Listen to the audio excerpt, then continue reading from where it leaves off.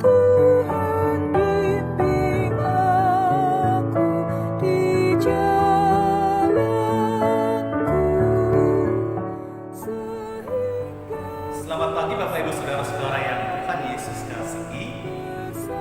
Di penghujung akhir pekan ini kita kembali berjumpa dalam acara Lensa Efrata Tugu Payung, sebuah program rohani yang diprakarsai oleh Ketua 5 PMJ bagi kita semua di tengah-tengah perjalanan kehidupan spiritualitas dalam kehidupan setiap hari.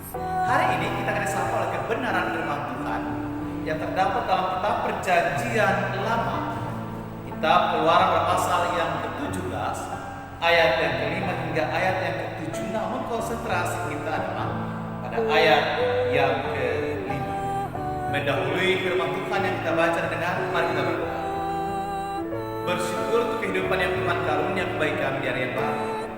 Bersyukur untuk napas hidup yang Tuhan beri kepada kami. Bersyukur karena kami tidak pernah melupakan Tuhan. Dalam hidup indah Tuhan juga tidak pernah melupakan kami. Kami akan membaca firman-Mu, urapi kami dan kasih Roh Kudus, artikan firman-Mu dalam langkah perjalanan kehidupan kami setiap hari. Amin. Saudara-saudara yang Tuhan Yesus kasih, kita Keluaran pasal yang ke-17 ayat yang ke-5 demikian.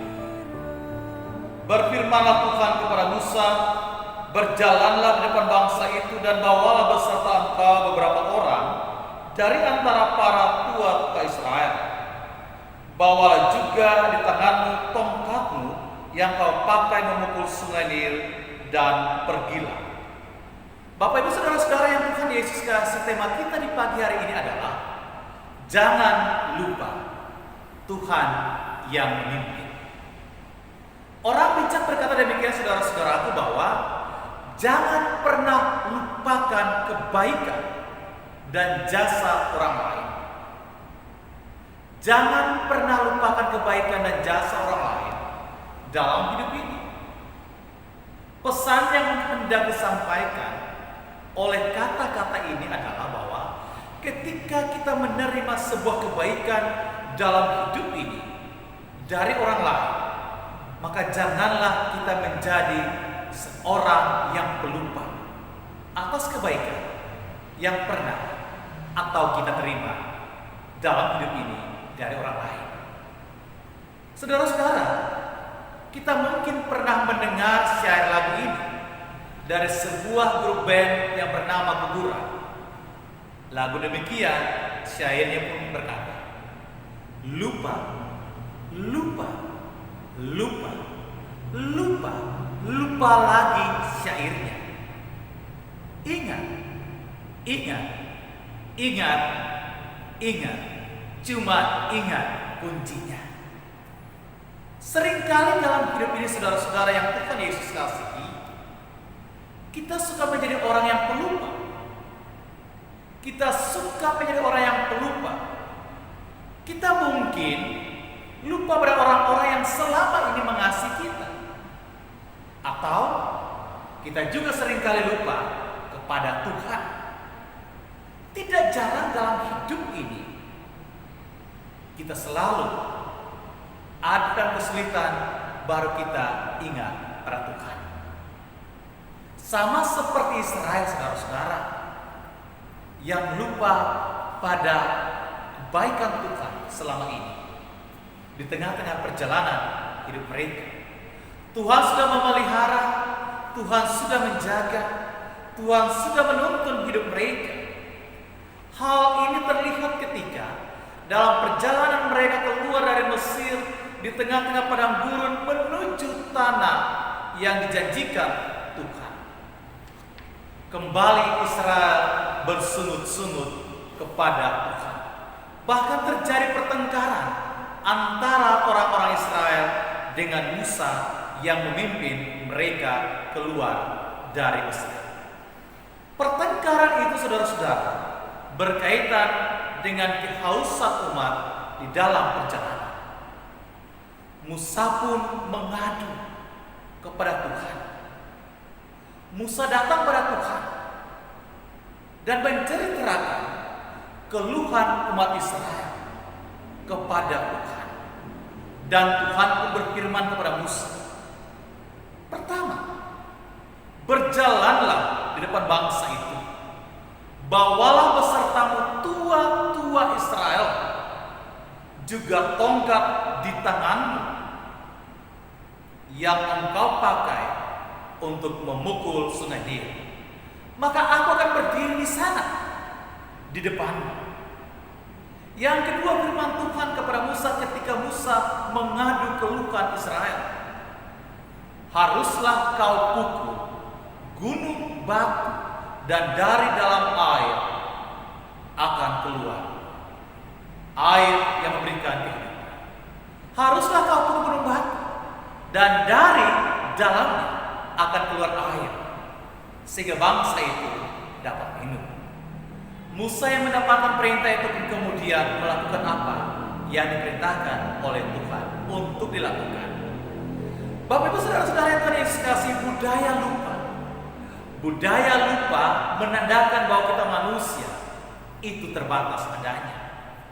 Budaya lupa menandakan bahwa kita itu punya keterbatasan dalam hidup ini, dan kita butuh Tuhan yang tidak terbatas itu dalam hidup kita, agar kita tidak menjadi manusia yang lemah. Kita tidak menjadi manusia yang seringkali dan setiap saat mengeluh dalam hidup ini. Kita butuh Tuhan agar hidup kita ada dalam kedamaian dan sukacita. Israel lupa, saudara-saudara, bahwa apa yang mereka lakukan sebenarnya mereka mengecewakan Tuhan, menyakiti hati Tuhan. Israel lupa kepada apa yang telah Tuhan wujudkan, nyatakan dalam perjalanan hidup mereka.